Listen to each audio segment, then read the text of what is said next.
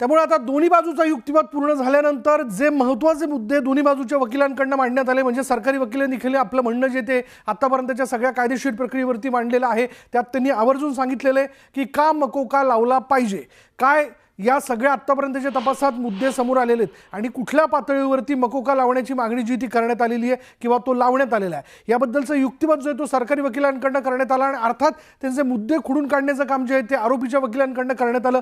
कारण काल देखील माध्यमांशी बोलत असताना या संदर्भातले पेपर्स जोपर्यंत हातात येत नाही तोपर्यंत आपण युक्तिवाद करू शकत नाही असं कळालं होतं, पण आज सकाळपासून या विषयाला घेऊन ज्यावेळेस पेपर्स त्यांच्या हातात आले, कागदपत्र सगळी हातात आली आणि कुठल्या ग्राउंडवरती वाल्मिक कराडवरती 302 अंतर्गत मकोका जो आहे तो लावण्यात आलेला हे मुद्दे स्पष्ट झाले, तेव्हा सरकारी वकिलांचे मुद्दे देखील आरोपीच्या वकिलांकडून खोडून काढण्याचा प्रयत्न जो आहे तो करण्यात आला।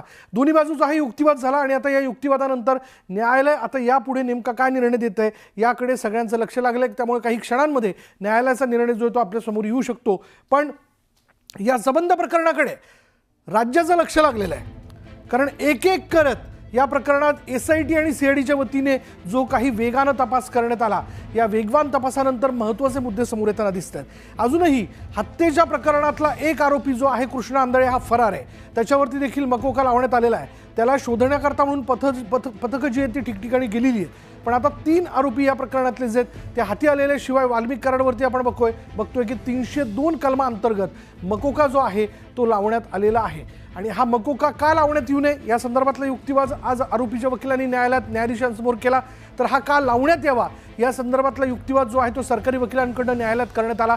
संघटित गुन्हेगारी अंतर्गत असणारा हा सगळा गुन्हा आहे आणि यात एक महत्त्वाचा मुद्दा जो आहे तो असा मांडण्यात आला की साधारण हत्येच्या दिवशी 9 डिसेंबरला तिघांमध्ये, म्हणजे तिघं कोण तर बघा, कराड, घुले आणि चाटेमध्ये 20 मिनिटं चर्चा झालेली होती असं तपास अधिकाऱ्यांनी आपलं म्हणणं जे म्हणजे अर्थात आयोने इन्क्वायरी ऑफिसरने न्यायाधीशांसमोर आपलं म्हणणं जे ते मांडलेलं आहे। आता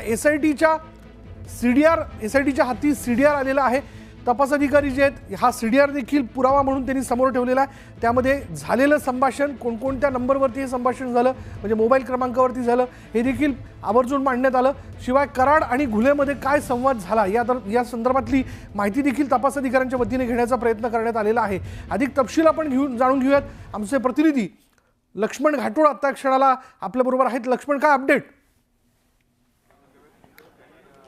विशाल, काही वेळापूर्वीच ह्या सगळ्या प्रकरणातला युक्तिवाद जो आहे तो संपलेला आहे आणि पुढच्या काही वेळामध्ये न्यायालयाकडनं या संदर्भातला निकाल जो आहे, अर्थात या सगळ्या प्रकरणातला जो काही शेवटचा निकाल जो आहे तो दिला जाणार आहे। यामध्ये वाल्मिक कराडला कुठली कोठडी मिळते हे बघणं महत्त्वाचं आहे। मात्र या सगळ्या प्रक्रियेमध्ये जर आपण बघितलं तर वाल्मिक कराडला कुठल्याही परिस्थितीमध्ये SITची कोठडी अर्थात पोलीस कोठडी मिळेल अशा प्रकारचा विश्वास सरकारी वकिलांना आहे आणि SITच्या अधिकाऱ्यांना आहे, कारण त्यांनी सक्षम स्वरूपाचे पुरावे जे आहे ते न्यायालयाच्या समोर सादर केले। यामध्ये यापूर्वी जसं आपणही सांगितलं विशाल की यामध्ये या संभाषण अत्यंत महत्त्वाचं होतं। वाल्मिक कराड आणि सुदर्शन घुले यांच्यामधलं ते हत्येच्या किती वेळ अगोदर होतं। त्यानंतर वाल्मिक कराड यांनी संतोष देशमुख यांना हत्येपूर्वी धमकी दिलेली होती। हे असे अनेक पुरावे जे आहेत ते न्यायालयाच्या समोर सादर करण्यात आले आणि हे सगळे पुरावे बघितल्यानंतर एक बाब स्पष्ट आहे की वाल्मिक कराड यांना या प्रकरणामध्ये अर्थात हा जो काही खुनाचा जी काही गुन्हा दाखल करण्यात आला आहे त्या गुन्ह्यामध्ये वाल्मिक कराड यांचा सहभाग कसा आहे हे स्पष्ट करण्यासाठी आता कोर्टाला ही कोठडी जी आहे ती द्यावी लागणार आहे अशा स्वरूपाचे पुरावे समोर करण्यात आले। मात्र आरोपींच्या वकिलांनी देखील काही युक्तिवाद महत्त्वाचे केले। त्यांनी देखील असं म्हटलं की जे इतर आरोपी ताब्यात घेण्यात आले आहे, सुदर्शन घुले असतील, चाटे असतील, हे जे आरोपी आहे या आरोपींनी कुठेही वाल्मिक कराड यांचं नाव या प्रकरणामध्ये घेतलेलं नाही आहे, त्यामुळे वाल्मिक कराड यांचा या प्रकरणामध्ये थेट संबंध येत नाही असं वाल्मिक कराड यांच्या वकिलांनी न्यायालयाच्या समोर सांगितलं। त्यानंतर त्यांनी इतकंच हेही सांगितलं केवळ तांत्रिक पुरावे जोडले जात आहे, मात्र जे काही अधिकृत अर्थात जे हातामध्ये असलेले जे पुरावे आहे, सबळ पुरावे आहेत ते नाही आहे, केवळ टेक्निकल बाबी सांगितल्या जात आहे। CDR जो आहे तो दिला जातो आहे। यावर देखील सरकारी वकिलांनी सांगितलं की आत्ता जो तपास केला गेला तो त्याच आधारावरती केला गेला। त्यांचं लोकेशन महत्त्वाचं आहे, कारण जी धमकी दिली गेली ती काही समोर भेटून दिली गेली नाही। वाल्मिक कराडनी संतोष देशमुखांना जी काही धमकी दिली ती प्रत्यक्ष भेटून दिली नाही, ती फोनवरूनच दिलेली आहे। त्यामुळे त्यांचा फोन कॉलच यामध्ये महत्त्वाचा असणार आहे, त्यांचा CDRच महत्त्वाचा असणार आहे, त्यांचं फोनवरचं संभाषणच महत्त्वाचं असणार आहे। त्यामुळे याला टेक्निकल पुरावे म्हणू नका, हेच याच्यामधले सबळ पुरावे आहे असं देखील सरकारी वकील आणि SITच्या अधिकाऱ्यांनी सांगितलं.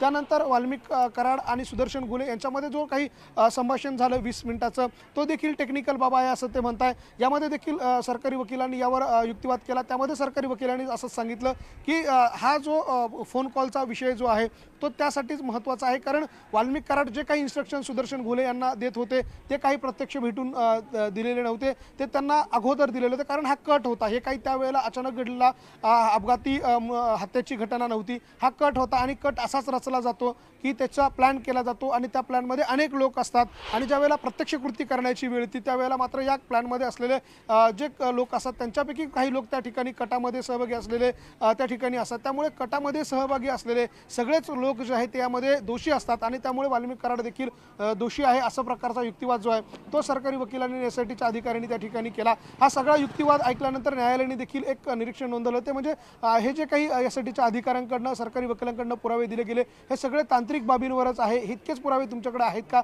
असं देखील न्यायालयाने त्या ठिकाणी म्हटलं. मात्र हे सगळं म्हणत असताना न्यायालयाने SITच्या अधिकाऱ्यांच्या काही बाबी ज्या आहेत महत्त्वाच्या त्या नोंदून घेतल्या. त्यांच्या तारखा मॅच झालेल्या आहे, CDR रिपोर्ट मॅच झालेला आहे आणि संभाषणाच्या काही CDR आहे तो त्यामध्ये मॅच झालेला आहे. त्यामुळे एकूण जर आपण बघितलं तर यामध्ये वाल्मिक कराड यांना या सगळ्या प्रकरणामध्ये 8 ते 10 दिवसाची कोठडी जी आहे ती मिळू शकते.